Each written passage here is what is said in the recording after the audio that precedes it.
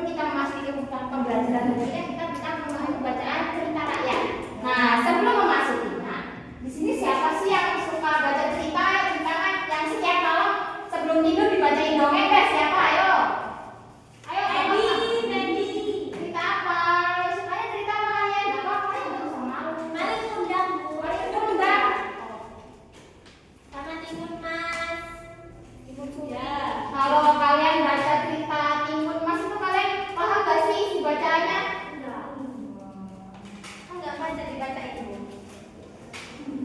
Nah kan tadi kan yang baca gitu loh, dan ada juga yang didongengin ya. Terus kita kan mau belajar tentang memahami bacaan ini. Kenapa? Tujuan dari memahami bacaan ini biar kalian itu paham. Misalkan di cerita Maling Kundang itu tokohnya siapa, jadi kalian tuh tahu. Oh iya, di Maling Kundang itu tokohnya siapa, alurnya gimana sih di dalam Maling Kundang itu. Terus amanatnya apa dari cerita Maling Kundang itu, gitu loh ya. Oke, kita masuk ke pelajaran memahami bacaan. Kenapa kita harus memahami bacaan? Karena kalau kita cuma baca-baca toh, dari bacaan misalkan Timun Mas kita baca 10 kali, kalau kita nggak paham kita nggak bakal tahu isi informasinya, ya kan? Kalau baca itu kan cuma kayak lancar gitu kan. Misalkan baca Timun Mas kita lancar tapi kita nggak tahu informasinya, ya buat apa gitu kan. Nah, di dalam memahami bacaan ini itu juga terdapat unsur intrinsik. Apa sih unsur intrinsik ini? Ada yang tahu nggak? Unsur intrinsik ini adalah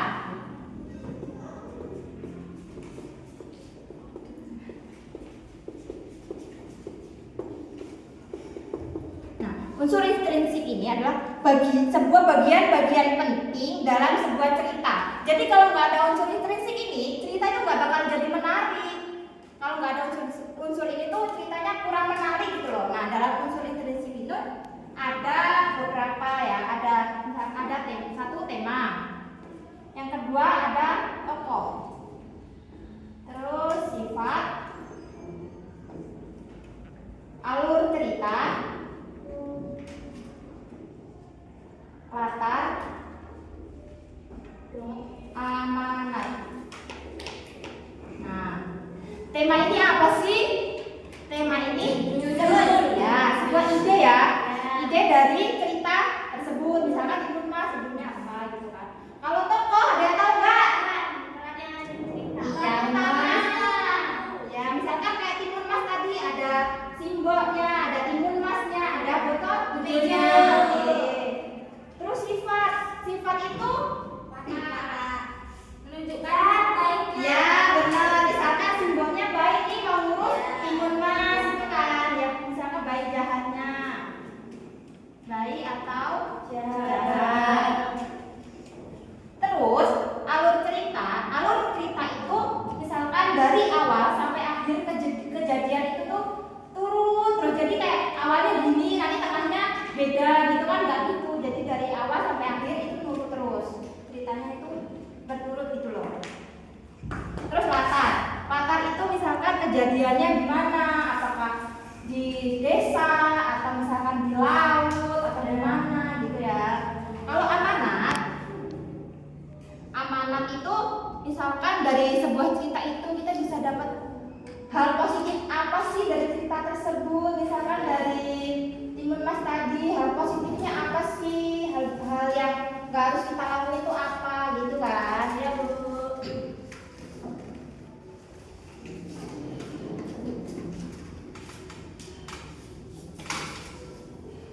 Nah, kita kan udah belajar tadi toh. Ibu mau tanya Mbak Febi, Ya. unsur intrinsik apa tadi, ayo? Bagian-bagian penting Dalam pentingnya itu dari mana? sebuah cerita. Oke, benar. Coba Mbak Yulia, tokoh itu apa sih? Kan kita tadi sudah belajar. Tokoh itu orang-orang yang ada dalam cerita. Oke, makasih. Ini kan kita udah belajar ya unsur tentang tentang memahami bacaan, tentang unsur-unsur intrinsik itu ada apa aja. Nah, di sini ibu mau kalian bikin kelompok. Di sini ada berapa orang? Yuk, 10. Kita buat 3 kelompok ya. Di sini ibu ada cerita tentang Danau Toba. Siapa yang pernah baca cerita Danau Toba? Saya. Pernah semua ya? Ya.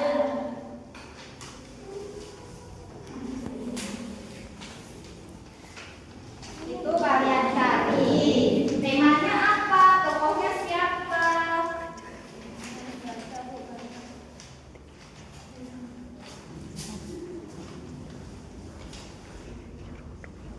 Gimana, ada kesulitan nggak anak-anak?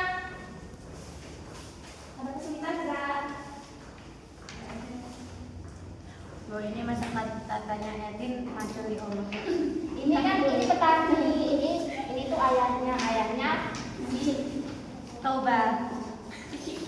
bukan dong, si ayahnya. Oh. Gimana, ada kesulitan nggak kalau nggak 3? Nggak ada. Lupa dengan ceritanya.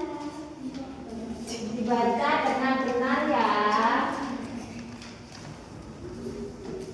Ya jangan ketawa-ketawa dong Mbak Wayan.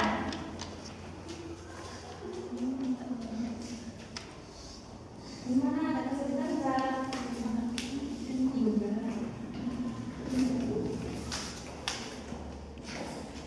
Ini diapain Bu? Itu kalian cari tokohnya siapa.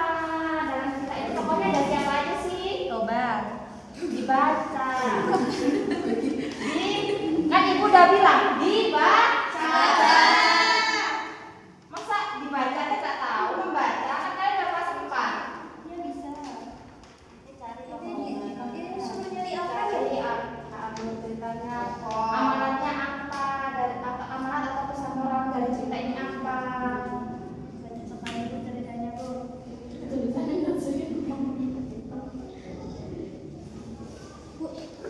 Bu, apa? Ini coba ngapain? Ya, Ini dicari.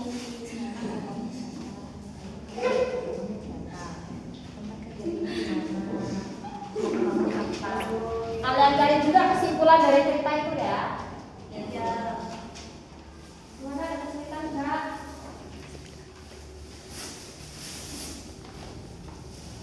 Sudah Bu? Sudah. Tunggu yang lainnya ya.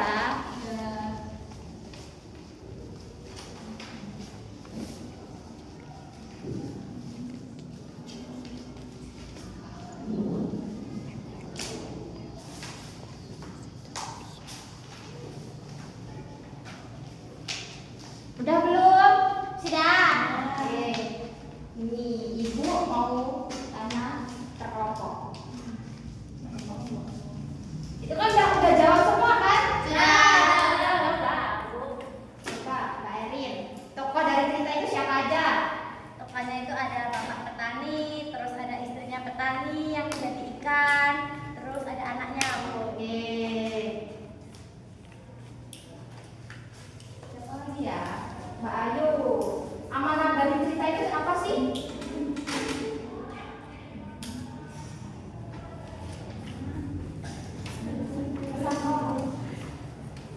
Jangan melanggar janji karena sebuah janji harus ditepati. Yang kedua, jangan berkata kasar apalagi kepada keluarga. Oke. Jadi kita nggak boleh, misalkan sama ayah nih, janganlah berbohong. Kok sama ayah, kok sama keluarga, sama teman aja nggak boleh. Berbohong itu nggak baik ya. Terus ibu mau satu anak maju bacakan kesimpulan. Siapa yang mau? Ayo angkat tangan. Oke, mau ayo maju bacakan kesimpulan dari cerita. Kesimpulan dari ceritanya itu adalah tentang seorang petani yang rajin dan hidup sendiri. Suatu hari si petani menangkap seekor ikan yang bisa berbicara. Ikan itu berubah menjadi wanita yang cantik dan mereka menikah. Tapi istrinya berpesan agar petani tidak boleh bilang kalau istrinya adalah seekor ikan. Mereka hidup bahagia dan mempunyai anak. Tapi suatu hari karena masalah petani menyebut anaknya anak ikan. Itu adalah kata terlarang meninggalkan petani, dan dari tempat mereka pergi muncullah air yang sangat besar hingga menjadi danau. Danau itu sekarang disebut Danau Toba. Terima kasih Mbak Waya. Jadi kesimpulan dari cerita tadi kan, seorang petani itu melanggar janji kepada istrinya. Dia bilang anaknya itu dasar kamu anak ikan. Jadi dia itu melanggar janji. Terus jadilah Danau Toba. Udah tahu ya semuanya ya?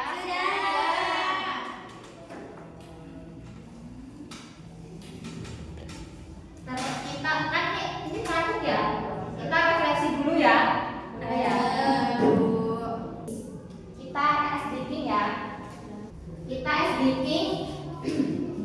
Kata kuncinya donat. Oke, semuanya harus jawab. Misalkan nih saya panggil Mbak Dela atau panggil Mbak siapa? Bukan cuma Mbak Dela aja yang jawab, tapi semua harus jawab. Oke? Jawabnya pakai donat. Enggak. Gini. Nanti kan saya sebutkan donat. Nah, nanti misalkan saya nyebut Mbak Dela, donatnya ada berapa gitu ya? Kalian sebut angka gitu. Oke, kita mulai. Konsentrasi dimulai. Donat. Dela ada berapa donat? Salah. Ayo siapa? Salah.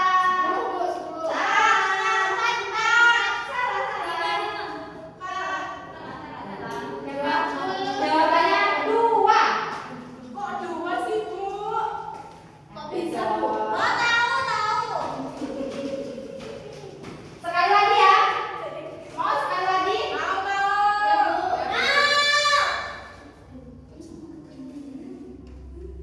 Sekarang apa ya? Sekali lagi ya. Donat.